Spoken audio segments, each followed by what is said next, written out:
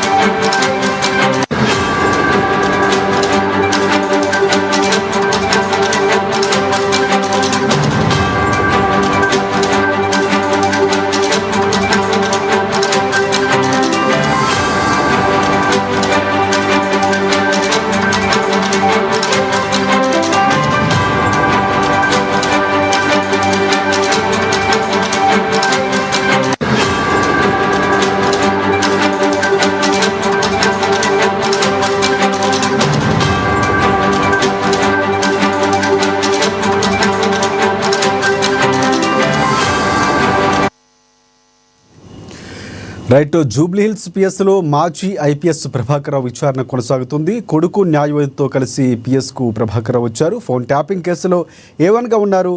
ఇక హార్డ్ డిస్కుల ధ్వంసంపై కూడా ప్రభాకర్ రావు నుంచి వివరాలు సేకరిస్తున్నారు అధికారులు. ఇదే అంశానికి సంబంధించి పూర్తి అప్డేట్స్ అందించేందుకు మా బ్యూరో చీఫ్ కృష్ణమూర్తి మనకు లైవ్లో సిద్ధంగా ఉన్నారు. ఎస్ కృష్ణమూర్తి, చెప్పండి. ప్రధానంగా చాలా కీలకంగా చాలా రోజుల నుంచి కేసుకు సంబంధించి వాయిదా పడుతూ వస్తుంది. ఒక క్లైమాక్స్కి వచ్చినట్టే అనుకోవచ్చు. ఎందుకంటే అందరూ కలిపి చీఫ్గా ఉన్నటువంటి ప్రభాకర్ రావు వైపు చూపించారు. ఆయన చేయమంటే చేశామని పూర్తి స్థాయిలో అక్కడ చెప్పినటువంటి పరిస్థితి కనిపిస్తుంది. సో ఇప్పుడు విచారణకు సంబంధించి ఎలాంటి ప్రశ్నలు సంధించే అవకాశం ఉంది? ఏ అంశాలపై ప్రధానంగా ప్రశ్నలు ఉండే అవకాశం ఉంది? Yes, thank you Rajasekhar. First Prabhakar Rao విచారణ అనేది జూబ్లీహిల్స్లో పిఎస్లో కొనసాగుతుంది. ఏసీపీ వెంకటగిరి నేతృత్వంలో సిట్ విచారణ జరుపుతూ ఉంది. గత కొంతకాలంగా అంటే దాదాపుగా ఏడాది అంటే 2024 మార్చిలో దీనికి సంబంధించిన కేసు నమోదైంది. కేసు నమోదవుతుంది, తనను నిందితుడిగా పోలీసులు చేరుస్తున్నారు ఎఫ్ఐఆర్లో అని తెలిసిన వెంటనే ప్రభాకర్ అమెరికా పారిపోయాడని చెప్పేసి ఆరోపణలు వస్తూ ఉన్నాయి. చివరకు ఇంటర్పోలు వీటికి సంబంధించినటువంటి సహాయంతో ఆయనను హైదరాబాద్ రప్పించినటువంటి పోలీసులు చివరికి విచారిస్తూ ఉన్నారు. విచారణ ప్రధానంగా ఫోన్ ట్యాపింగ్ విషయంలో గతంలో అధికారంలో ఉన్నటువంటి పాలకుల కనుసన్నల్లో ప్రభాకర్ రావు ఎస్ఐబి చీఫ్గా పనిచేశారు. కాబట్టి ఫోన్లను ట్యాప్ చేసి అనేకమైనటువంటి ఫోన్లు రాజకీయ నాయకుల యొక్క నేతల ఫోన్లను కాకుండా వాళ్ళ కుటుంబ సభ్యులు వాళ్ళ పర్సనల్ ఫోన్ దీన్ని కూడా తీసుకున్నారు, సేకరించారు అని చెప్పేసి కొంత ఆరోపణలు వస్తూ ఉన్నాయి. ఇప్పటికే దీంట్లో రాధాకిషన్ రావు మిగతా వాళ్ళను అరెస్ట్ చేసినటువంటి పోలీసులు కొంత సమాచారం సేకరణ, కొన్ని ఆధారాలను కూడా సేకరించారు. హార్డ్ డిస్క్లు ప్రధానంగా ఇప్పుడు విచారణ జరిపేటువంటి దీంట్లో హార్డ్ డిస్క్లు ఎక్కడ ఉన్నాయి, ఏం చేశారు, హార్డ్ డిస్క్లు అసలు ఎవరు తీసుకున్నారు, ధ్వంసం చేసేందుకు గల కారణాలు ఏంటి, ఎందుకు ధ్వంసం చేయాల్సి వచ్చింది, ఒక బాధ్యత గల అధికారిగా ఒక క్రియాశీల సంస్థకు అధిపతిగా ఉన్నటువంటి ఆ ప్రభాకర్ రావు ఆ క్రియాశీలమైన సమాచారాన్ని ఉన్నటువంటి హార్డ్ డిస్క్లను ఎందుకు ధ్వంసం చేయాల్సి వచ్చింది? ఓకే, నిజంగా తనకు తెలియకుండా జరిగింది, తనకు తెలియకుండా ఫోన్ ట్యాపింగ్ జరిగింది, పెద్దల కనుసన్నలో జరిగింది, అప్పటి పాలకులు చెప్తే చేశాను అని ఒకవేళ చెప్పి ఉంటే మీరు హార్డ్ డిస్క్లను ఎందుకు జాగ్రత్తగా ఉంచలేకపోయారు? అది మీ బాధ్యత కదా. అంటే బాధ్యత గల సుదీర్ఘకాలంగా పోలీస్ శాఖలో పనిచేసి కీలకమైనటువంటి పోలీస్ శాఖ, క్రమశిక్షణ వంటి పోలీస్ శాఖలో పనిచేసినటువంటి మీరు హార్డ్ డిస్క్లను ఎందుకు ధ్వంసం చేయాల్సింది? ఈరోజు అంతా విచారణ కూడా మొత్తం హార్డ్ డిస్కులు, వాటి వెనుక ఉన్నటువంటి ధ్వంసం వెనుక ఉన్నటువంటి శక్తులు ఎవరు, వ్యక్తులు ఎవరు అనే విషయం మీదే ప్రధానంగా పోలీసులు ఆరా తీస్తూ ఉన్నారు.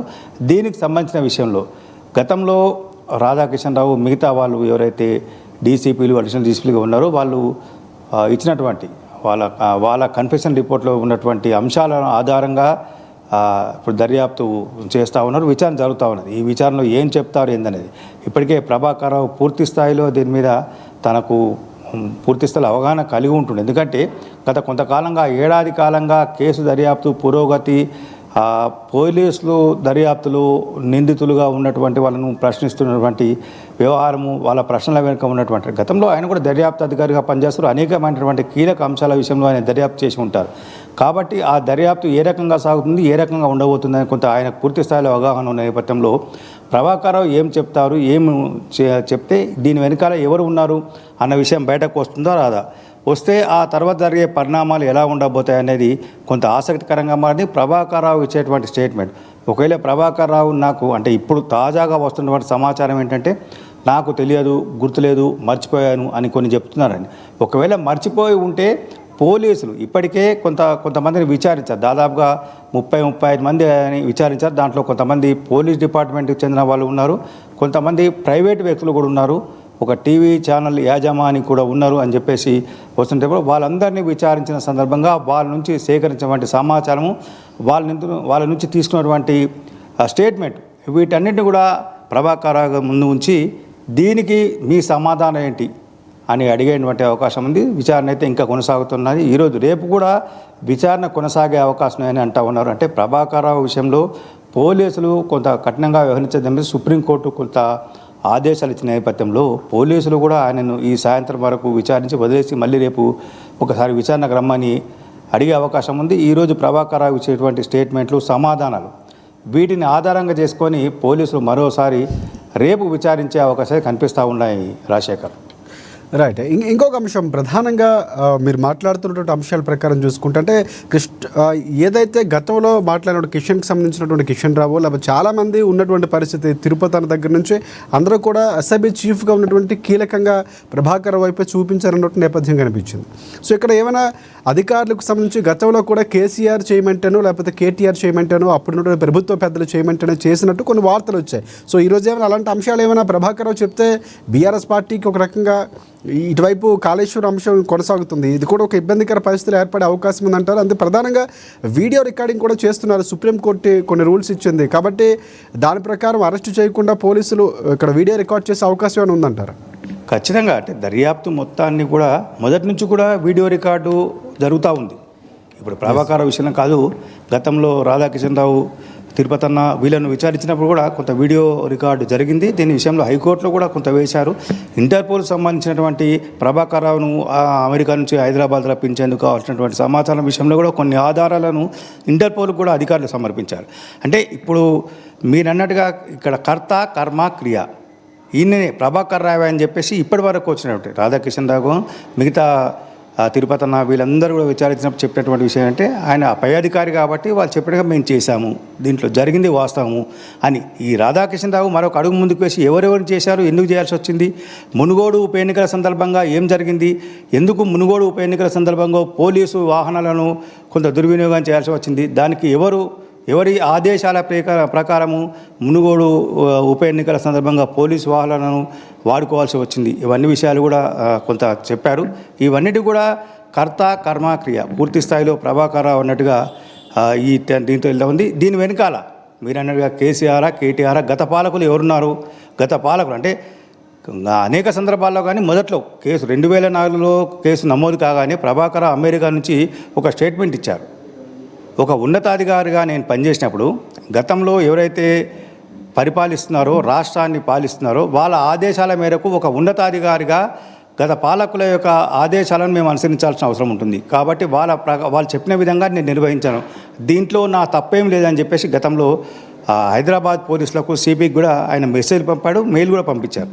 దీని విచారణకు పూర్తి స్థాయిలో సహకరిస్తాను, కానీ దీంట్లో నా తప్పు లేదు, నేను వాంటెడ్లీ ఎటువంటి నాకు దీంట్లో వ్యక్తిగత ప్రయోజనాలు కానీ ఇంకా మిగతా ప్రయోజనం ఏం లేవు, పాలకుల యొక్క ఆదేశాలను పాటించాల్సిన అవసరం ఉన్న నేపథ్యంలో నేను చేశానని చెప్పారు. ఖచ్చితంగా ప్రభాకర్ రావు పూర్తి స్థాయిలో నిరూపి వాస్తవాలు వాట్ ఇస్ వాట్ అని చెప్తే ఖచ్చితంగా గత పాలకుల మెడకు ఈ ఫోన్ ట్యాపింగ్ అనేది చుట్టుకునే అవకాశం ఉంది. ఇప్పటికే కేంద్ర దర్యాప్తు సంస్థ కూడా ఫోన్ ట్యాపింగ్ విషయంలో కొంత దృష్టి పెట్టింది.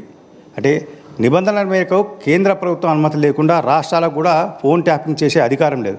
ఒకవేళ రాష్ట్ర ప్రభుత్వం ఎవరిదైనా ఫోన్ ట్యాపింగ్ చేయాలంటే అంటే ఉగ్రవాదులు కానీ, తీవ్రవాదులు కానీ, సంఘ వ్యతిరేక శక్తులు ఇట్లాంటి వాళ్ళు చేయాలనుకుంటే వాళ్ళు దానికి సంబంధించిన ఆధారాలను కేంద్ర ప్రభుత్వానికి ఇచ్చి టెలికమ్యూనికేషన్ శాఖకు సమర్పించి వాళ్ళ ఫోన్లో ఎందుకు ట్యాప్ చేయాల్సి వస్తుంది అన్న విషయాన్ని కూడా చెప్పాల్సిన అవసరం ఉంటుంది. కానీ కేంద్ర ప్రభుత్వం ఇప్పటికే స్పష్టంగా చేసింది, ఫోన్ ట్యాపింగ్కి సంబంధించి మా దగ్గర ఎటువంటి సమాచారం లేదు, దీనికి సంబంధించినటువంటి పూర్తి స్థాయి సమాచారం వచ్చిన తర్వాత మేము విచారణ చెప్తామని చెప్పేసి కేంద్ర ప్రభుత్వం కూడా చెప్పింది. టెలికమ్యూనికేషన్ శాఖ కూడా దీనికి సంబంధించి చాలా స్పష్టత ఇచ్చింది.